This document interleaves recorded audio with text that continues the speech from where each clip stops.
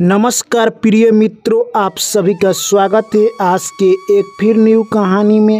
एक बूढ़ी चिड़िया ने बताया जो स्त्री के चार बातें हंसते हंसते सह लेते हैं उनको ज़िंदगी भर अफसोस करना पड़ता है। यानी कभी भी हम लोगों को स्त्री की इन चार बातों को गलत नहीं समझना चाहिए। अक्सर इंसान वही चार गलती कर देता है जिससे कि वो ज़िंदगी भर अपने आप में शर्मिंदगी महसूस करता है। आज की कहानी बहुत ही मार्मिक और ज्ञानवर्धक होने वाला है, इसलिए कहानी को पूरा अंत तक जरूर सुनना। कहानी को शुरू करें उससे पहले आप लोग कहानी में खो जाए चैनल को सब्सक्राइब कर ले और नोटिफिकेशन को ऑन कर ले और अच्छे कमेंट किया करें जिससे जब भी कहानी अपलोड करें सबसे पहले आप तक पहुँचे। चलिए कहानी को शुरू करते हैं। एक छोटा सा गांव था। उस गांव में एक औरत रहा करती थी जिस औरत को लोग बुरी नज़र से देखा करते थे। यानी उस औरत की उस गांव में कोई वैल्यू नहीं था। लोग कहते थे कि ये दोषी है। वो औरत अपने आप से उदास हो जाती है। एक दिन जंगल में जाकर बैठी हुई थी, तभी देखती है कि एक चिड़िया उसी पेड़ के ऊपर बैठी हुई। औरत वहीं पर रोने लगती है और अपने बारे में सोच रही थी। तभी वो चिड़िया कहती है कि हे बहन, तुम क्यों रो रही हो। तभी औरत अपना सारा कहानी और किस्सा सुनाती है। कहती है कि गांव के लोग मुझ पर अत्याचार करते हैं और कहते हैं कि ये औरत जो भी बात बोलती है गलत ही बोलती है। तभी वो चिड़िया कहती है कि हे औरत बहन, तुम इस कहानी को पूरा सुनो। मैं एक छोटी सी कहानी सुनाती हूँ।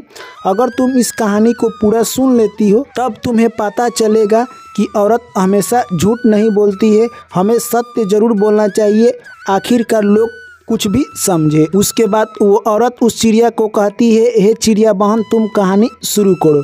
उसके बाद चिड़िया कहती है कि एक छोटा सा कस्बा था। उस कस्बा में एक सेठ रहा करता था। सेठ के एक लड़के थे। सेठ अपना लड़के की शादी बहुत धूमधाम से करता है और विवाह करने के बाद वो खुशी खुशी अपना ज़िंदगी ऐसे ही व्यतीत करने लगा। उसकी जो बहू आई थी वो भी काफ़ी सुंदर थी और अपने सेठ की कहे तो ख्याल रखा करती थी। एक दिन की बात है, उसकी बहू जब घर बाहर रही थी तभी एक द्वार पर साधु बाबा आ जाते हैं और कहते हैं कि हे बहू, तुम मुझे कुछ भिक्षा ला कर दे दो, तुम्हारा सुहाग सदा अमर रहे। यह बात सुनकर मुस्कुराती हुई बहू घर में जाती है और भिक्षा लाकर साधु बाबा को दे देती है। उसके बाद यह सब उसका ससुर सुन रहा था। तभी वो बहू कहती है कि आपको इतनी जल्दी क्या है कि भिक्षुक के वेश धारण कर लिए हैं। तभी साधु कहते हैं कि क्या पता ज़िंदगी आज का ही ठिकाना नहीं है। अक्सर लोग बुढ़ाड़े समय में भगवान की दर्शन करते हैं या भक्ति करते हैं। मुझे तो ये भी पता नहीं चलता है कि हमारी मौत कब हो जाएगी, इसीलिए मैं भगवान की भक्ति में लीन हूँ। यह सब बात सुनकर वो औरत हंसने लगती है। यानी उस सेठ की जो पतोह थी वो हंसने लगती है और सेठ अच्छी तरह से सुन रहा था कि मेरी बहू इस साधु के साथ क्या बात कर रही है। उसके बाद साधु बाबा कहते हैं कि तुम्हारा उम्र कितना है बहू। तभी वो औरत कहती है कि मेरा उम्र 10 वर्ष है। साधु बाबा हैरान हो जाते हैं और कहते हैं तब तो तुम बालक हो।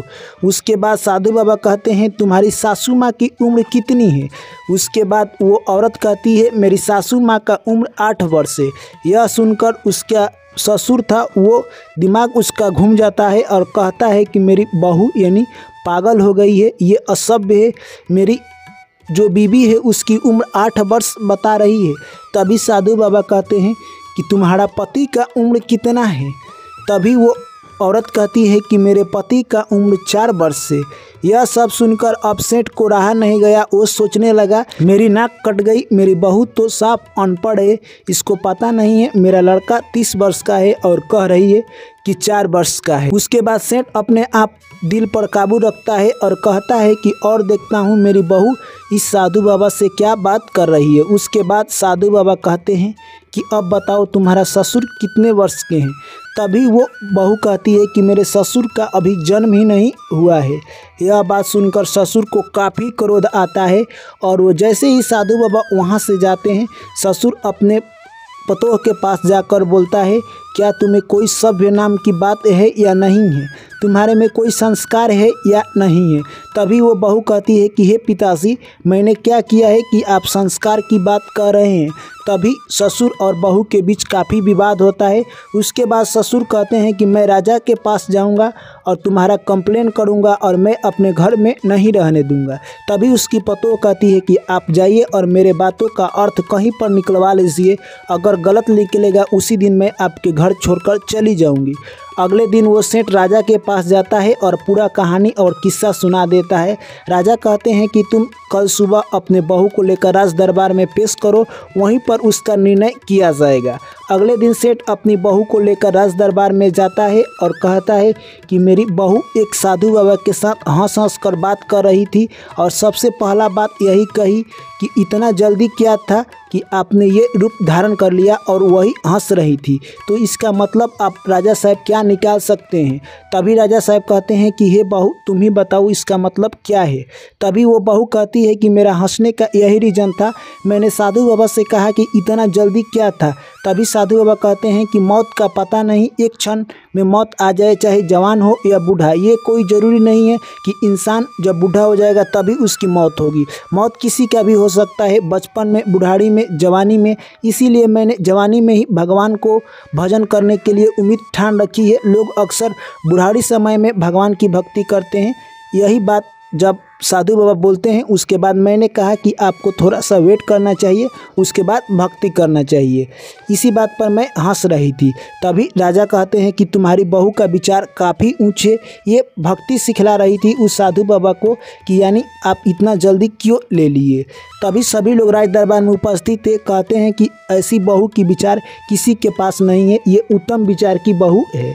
तभी सेठ कहता है कि दूसरी बात इसकी ये है, जब इससे साधु पूछता है कि तुम्हारा उम्र कितना है, तो ये कहती है कि 10 वर्ष है, जबकि इसका रियल उम्र 30 वर्ष है।